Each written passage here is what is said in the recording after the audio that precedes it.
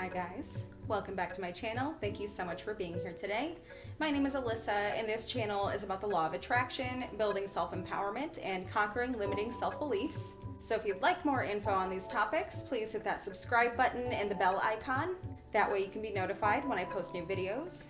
Also, if you do end up enjoying this video, go ahead and hit that like button, share this video, and leave me a comment with anything you'd like to add or any questions you may have. I'd really appreciate that.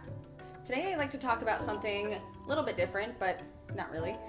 I want to talk about habits. And before you click away, you should understand that this whole idea of changing up your mental paradigm and rewiring your mind to attract bigger and better things into your life typically requires a change in at least one or two habits. I'll do a follow-up video about this at some point because there are a lot of things that I want to touch on with this, but for the sake of time, I'll just start with 3 of them you can start with just to kind of get the ball rolling. Not to be mistaken for a routine, a habit is a repetitive behavior or practice, and a routine is more the order in which we perform these practices or behaviors in a given day. And some of the things that we regularly do can actually be keeping us stuck in the wrong mindset and possibly blocking what we want from coming to us. For instance, something that I changed was that I stopped watching the news as soon as I woke up. I realized that I started my day listening to things that are more predominantly fear and hate driven because apparently there's not much good news out there, not that we hear about anyway.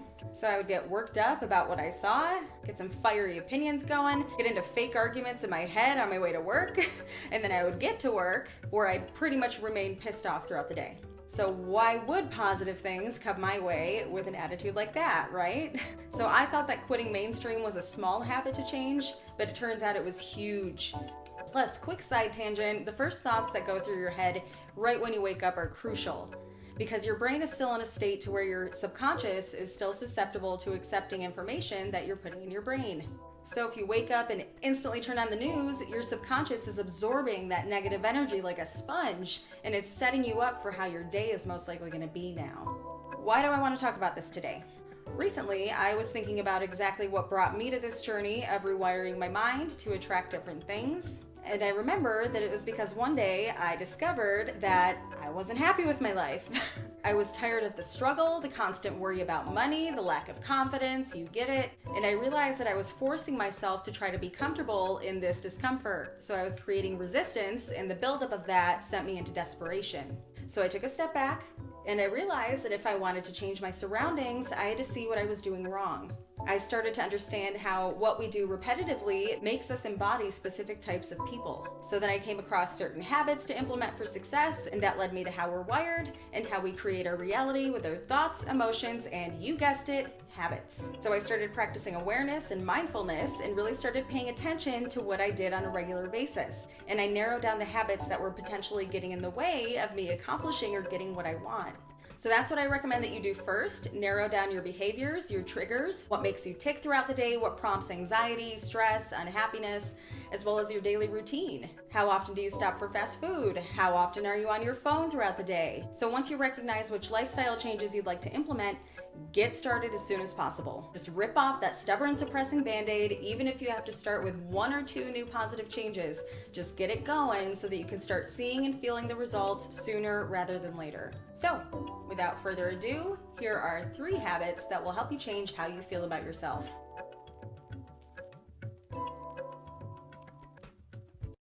Number 1, try becoming an early riser. Or an earlier riser, if it makes you feel better. You may have anticipated this one, but trust me, it makes the difference.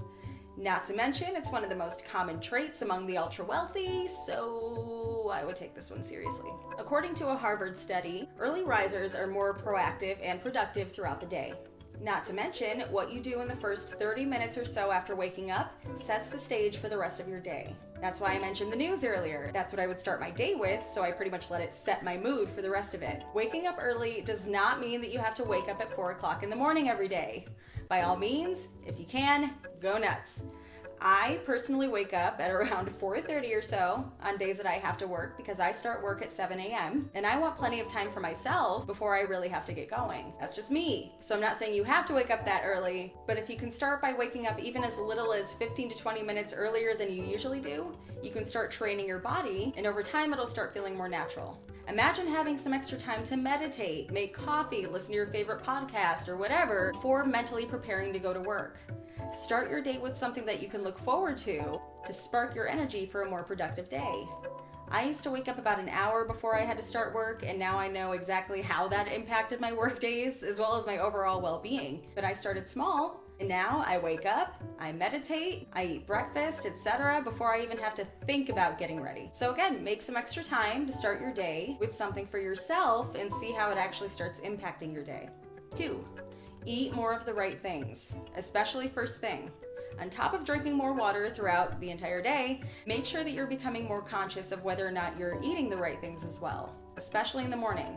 I'm not saying that you should only have half a grapefruit for breakfast and starve till lunch. In fact, I encourage you to stay away from unrealistic fad diets and start with a healthy transition. What I mean by this is don't wake up and jump straight to preparing that bowl of delicious sugary cereal. Start with energy boosting foods that will add value and substance to the rest of your morning. This was a tough one for me and my morning sweet tooth to switch up. Don't get me wrong, I'm not perfect, I'm not a hypocrite, I still treat myself when I get those serious cravings. But before I became more nutrition conscious, my mornings would often start with something quick and typically sugary. Then maybe I'd eat a banana during my morning break at work and wing it at lunch, for the most part. But once I started paying more attention to this, I started to see that the stress and lack of cognitive focus throughout the day resulted in large part because of my diet. I started reading more about how what and when we eat impacts the flow of our day, so I eventually decided to try to change it up a little bit and try things a little bit differently.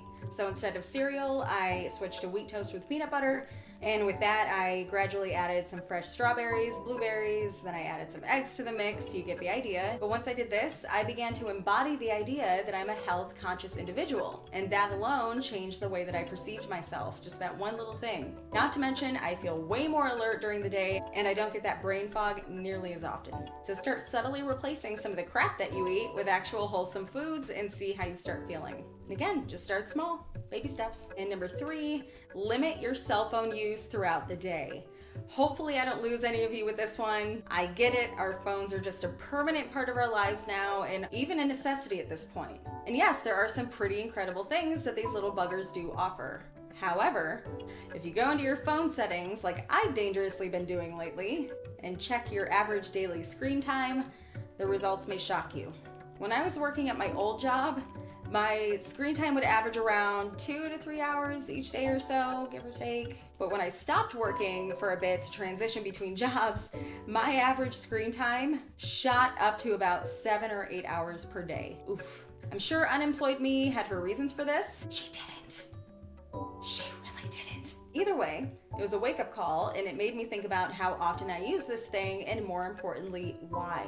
Once I became more aware of this and came back to earth more often, my mental clarity seemed to improve, my mood stayed consistently more relaxed, and to be honest, it feels kind of liberating not being glued to this thing all day. But again, I'm not a hypocrite. Of course, I still rely on my phone for a lot. To be honest, there are some pretty genius resources that they do offer now. But it's still pretty easy to lose sight of what we should be relying on and what's just too convenient to give up, right? So for this, I recommend making a list of the things that you use your phone for daily. Sort that list by importance and be honest about what you can live without and what's actually adding value to your day. Example, my useful list includes the basics like alarms, calendars, etc. I also utilize health and meditation apps, my voice recorder, audiobooks, and of course YouTube for a number of things. But make sure these things are actually benefiting your life and not filling most of your time with nonsense.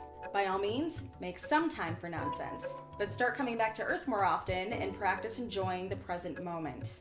Ultimately, the decision to change up your habits is up to you. All I can speak for is what's worked for me and my lifestyle, so I just wanted to pass on a few of my suggestions to you all. But at the end of the day, positive habits are the cornerstone of what makes up any successful person. And a lot of us are trying to dissect all this law of attraction information and manifestation stuff, but that'll all be useless if there are things that you're regularly doing that might be interfering with what you're trying to attract or accomplish. So now's as good a time as any to start reflecting on how you live your life and make those necessary changes. The longer you wait, the longer you'll stay stuck in your old mental paradigm and blocking amazing things. I've discussed identities in other videos, but your habits help make up the identity that you've embodied. That being said, I urge you to recognize and respect the art of delayed gratification. Super fast results to almost any goal typically don't end up sticking in the long run. And we're in this for the long run, right? Give your mind the time that it needs to rewire and help move things along by changing these things that keep you stuck in the negative paradigm that you might be in. But anyway, that is all I've got on 3 habits that will help you change how you feel about yourself. Thank you guys so much for watching today. I cannot tell you how much I appreciate all of you. Again, please subscribe if you haven't already and hit the bell icon to be notified when I post new videos. If this video helped you, or if you just enjoyed the content, go ahead and hit that like button, share this video, and of course comment any questions or anything that you'd like to add. Thank you guys so much for watching. Please be safe, much love, and I'll see you next time.